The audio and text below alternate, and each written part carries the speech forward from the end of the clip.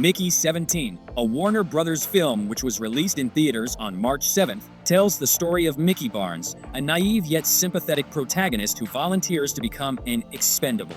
In this future world, expendables take on high-risk tasks using human printing technology, which creates new versions of them whenever they die on the job. It is a darkly comedic sci-fi story set in a world where human life has been reduced to a disposable commodity, cynically exploited by the elite under the guise of religious doctrine. The film, based on Edward Ashton's 2022 novel Mickey 7, offers a fresh perspective on science fiction themes.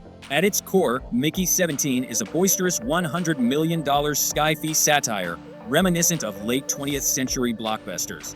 It stands apart from modern trends by refusing to be part of a franchise or start one, instead opting to pack as much energy and ambition as possible into a single, high-stakes narrative. It's no surprise that Mickey 17 isn't a conventional studio picture. Instead, it's the latest project from Korean director Bong Joon-ho, who earned global acclaim and an Oscar for his genre-bending thriller Parasite 5 years ago. Following that triumph, Warner Bros. Handed Bong a near-blank check, urging him to deliver something equally ambitious on a grander scale. What he returned with is likely causing the studio some unease. Adapted from the fantastic novel, this film began its production in 2022. Originally slated for release in March 2024, its debut has been delayed multiple times, reflecting the challenges of balancing bold, chaotic vision with commercial expectations. Describing his casting decision, Bong revealed the complexity of the story's dual protagonists.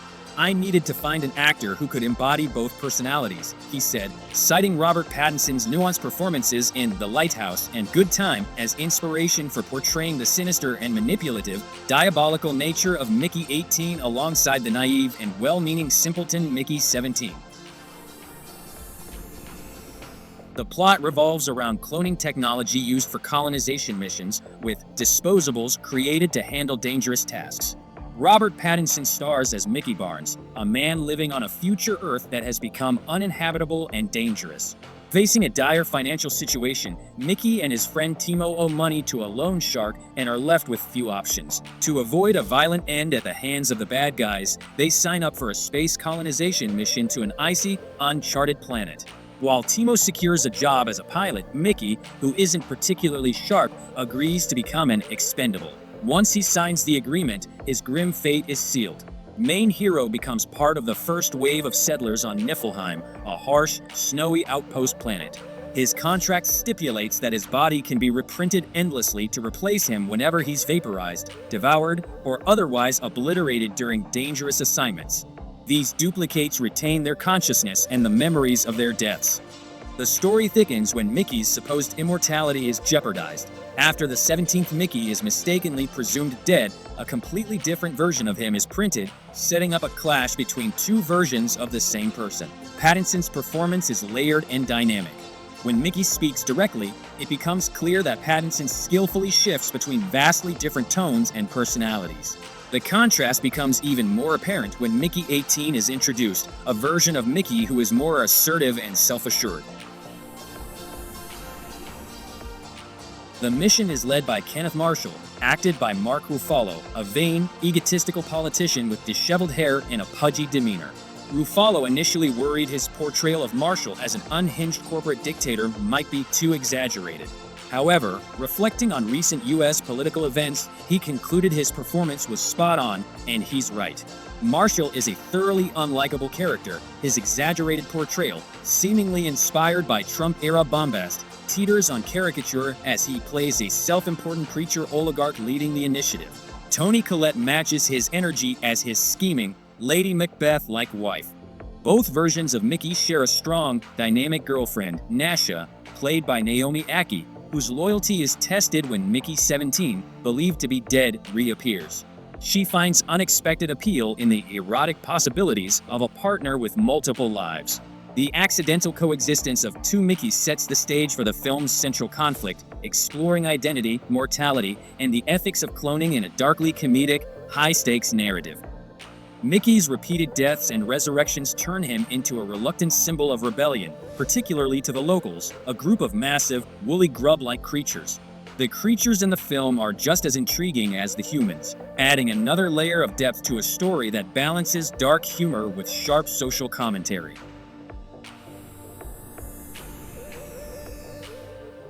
Mickey 17 stands apart from traditional sci-fi space franchises, but it shares some fascinating parallels with iconic films like Alien and Avatar. The creatures in Bong Joon-ho's movie, though initially unsettling, are revealed to be far more peaceful and complex than their appearance suggests. This stands in stark contrast to the menacing xenomorphs of Alien, whose sole purpose is to destroy. While xenomorphs symbolize the ultimate predatory threat, the beings in Mickey 17 represent misunderstood life forms, challenging the audience to reconsider humanity's instinctive fear of the unknown. The plot of Mickey 17 also mirrors themes explored in the first Avatar.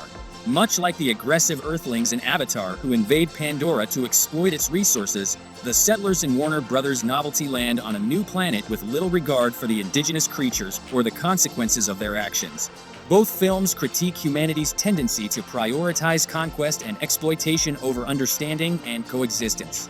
However, where Avatar focuses on the clash between two civilizations, Mickey 17 turns its lens inward, using Barnes' journey to explore the personal and societal cost of these imperialistic tendencies. By drawing from the familiar sci-fi canon while delivering its own satirical and introspective twist, Mickey 17 carves out a unique space in the genre, blending the existential dread of Alien with the moral critique of Avatar. It offers a timely reminder of the consequences of hubris, both as individuals and as a species, wrapped in a story that feels both fresh and hauntingly familiar. As a stark reminder that while technology may evolve, human nature often doesn't. Despite all our advancements, we continue to repeat the same mistakes, conquering, displacing, and exploiting others. Mickey's treatment as a disposable lab rat underscores this enduring flaw in human behavior. The film reflects on our tendency to prioritize progress over humanity, showing that without introspection and growth, we remain as short-sighted and immature as ever, even when we reach the stars. Mickey himself is a compelling figure in this critique. He's goofy, often clueless, and appears powerless, yet his journey is one of self-respect and dignity. His character reminds us that even the weakest and most underestimated among us can find strength and purpose. The film warns us that progress isn't inherently positive, and the future might not be the utopia we envision. Ironically, the most human character in the story is the one designed purely to die, a poignant reminder of what we risk losing in the pursuit of advancement. True to Bong Joon-ho's signature style, Mickey 17 keeps viewers on edge with its unpredictable shifts in tone. The film fluidly moves between slapstick comedy, absurdism, and horror, often blending them in a single moment. The movie's sharp satire takes aim at the bleak fusion of religion and corporate identity in the 21st century. The futuristic elements, like human printing and space colonization, are grounded in a not-so-distant future, making the story eerily relatable. It's a world where society has achieved incredible technological advancements, but still stumbles over the same mistakes humanity has been making for centuries. The film ambitiously tackles heavy topics like digital immortality, human cloning, space exploration, planetary colonization, and human relationships. This movie isn't for everyone. Its blend of dark humor, social critique, and a touch of absurdity in Robert Pattinson's portrayal of a tortured soul teetering on the edge of madness may appeal to some, but it won't resonate with all audiences.